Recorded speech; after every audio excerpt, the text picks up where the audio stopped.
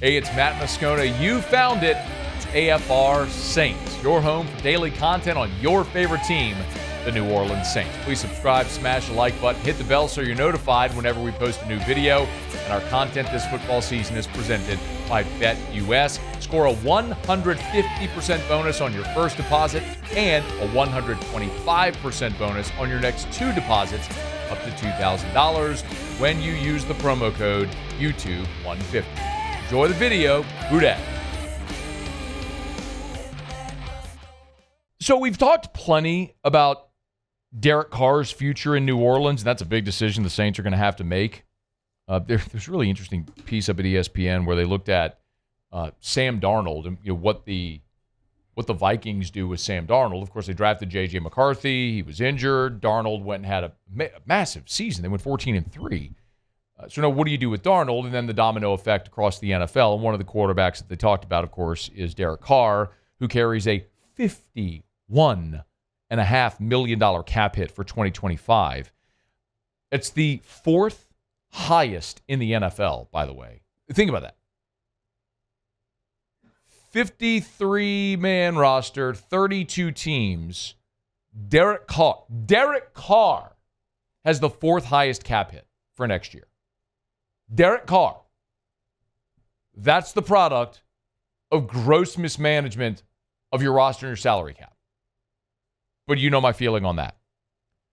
Look, they could cut Derek Carr, designate him a post-June 1 release, and they could save nearly $30 million against the cap this year. Be a massive cap savings. You would kick money into 2026, but it may be something that you have to do for cap compliance this year.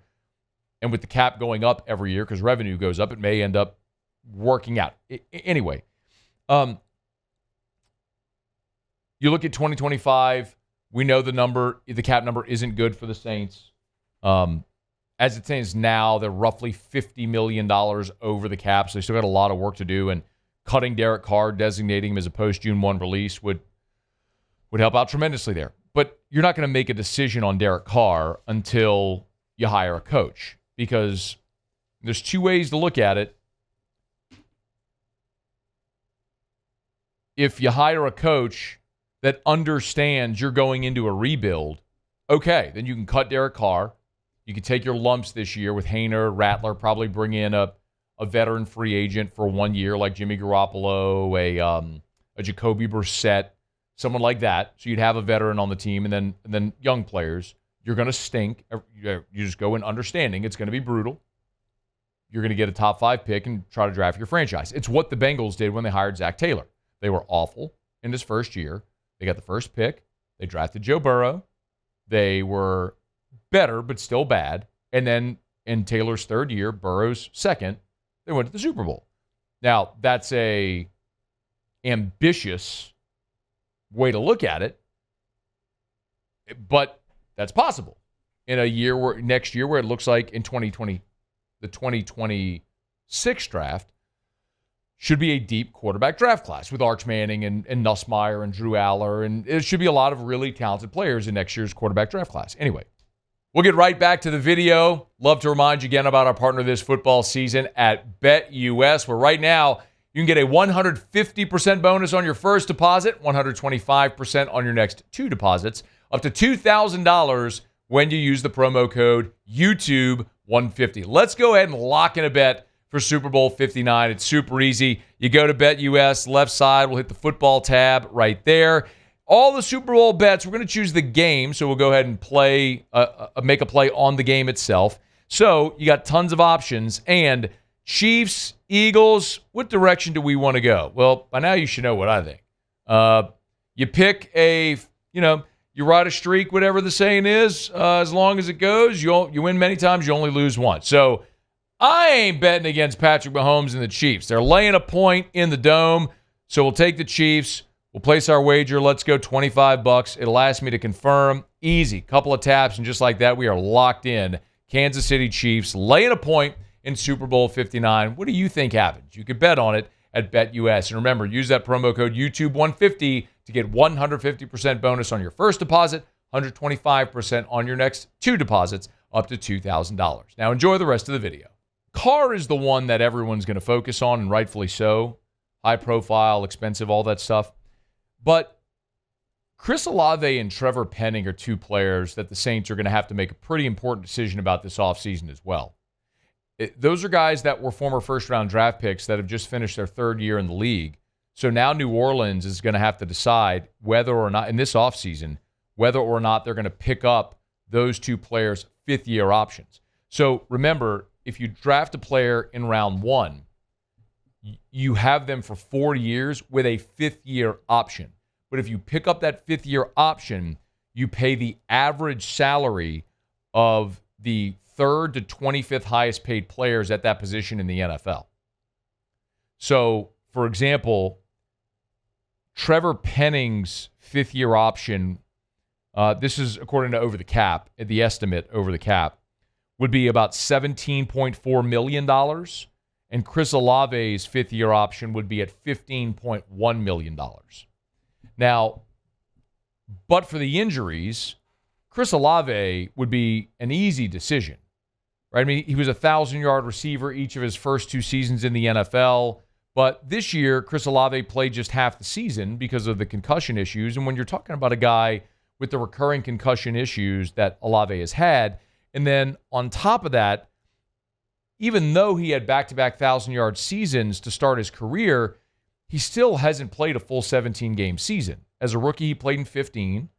In 2023, he missed 1 game. And then this year, played in 8 games. So he missed 9 games this season. So you're kind of between a rock and a hard place. But even if you look at the way Olave was trending in 2024 before the injuries, he was averaging 50 yards and 4 catches per game before the injury shut him down.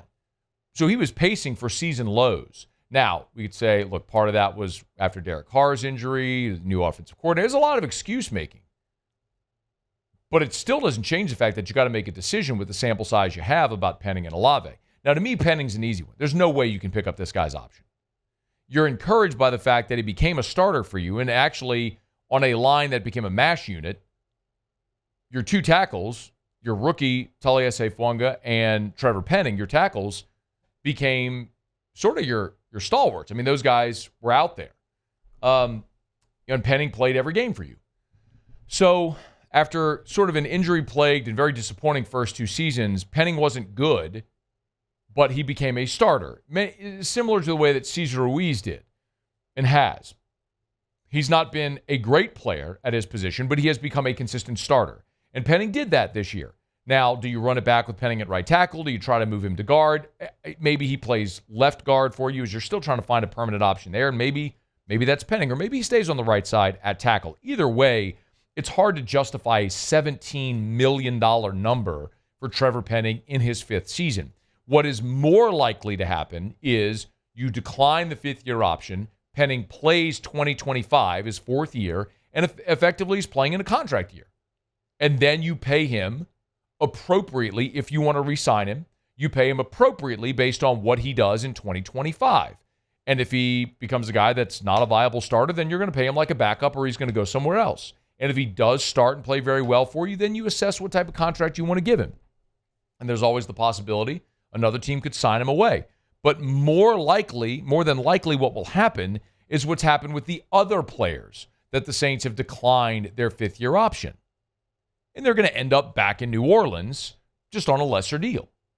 So just for what it's worth, there's 3 players. If you go back the last 15 years or so, go back to 2010, there's 3 players that the Saints really, well, another one they traded away, but there's 3 players where they've declined the 5th-year option. Peyton Turner, this was his 5th year, so they declined his 5th-year option. So Peyton Turner, now you got to make a decision. Are you going to re-sign him? Are you going to pay him? Are you going to let him walk? What do you do? But they declined Peyton Turner's 5th-year option. Cesar Ruiz, they declined his 5th-year option, so he went into free agency and the Saints re-signed him at a much more manageable number. And then people forget this one, but the Saints declined Mark Ingram's 5th-year option as well. And I know people have accused me of Mark Ingram catches strays on the show from time to time, and people find it odd because, he was the Saints, leading rusher and all that stuff. It's now, Alvin Kamara's broken those records. But the bottom line is Mark Ingram came in as a first-round pick where you drafted Cam Jordan, traded back into round 1 to get Mark Ingram, and he was so bad that you didn't pick up his fifth-year option. Like, he became stable as a counterpunch to Alvin Kamara, which was nice to see. But Mark Ingram certainly wasn't a first-round worthy running back. If Mark Ingram was an undrafted free agent or a day 3 guy that became a serviceable contributor for you, cool. Like if he was Pierre Thomas, awesome. Undrafted free agent who became a good player for you. But that's not what Mark Ingram was. So that's why I always say that about Ingram. Like he wasn't a great player relative to what you gave up to get him. Anyway, the other was Stephon Anthony, but he was atrocious, and you traded him down to Miami. So that's what I think. Penning to me is the easy one. You're not picking up Trevor Penning's fifth-year option. You can't justify paying him $17 million. Olave is the trickier one because if he were healthy, it would be easy, but he hasn't shown that he could be healthy.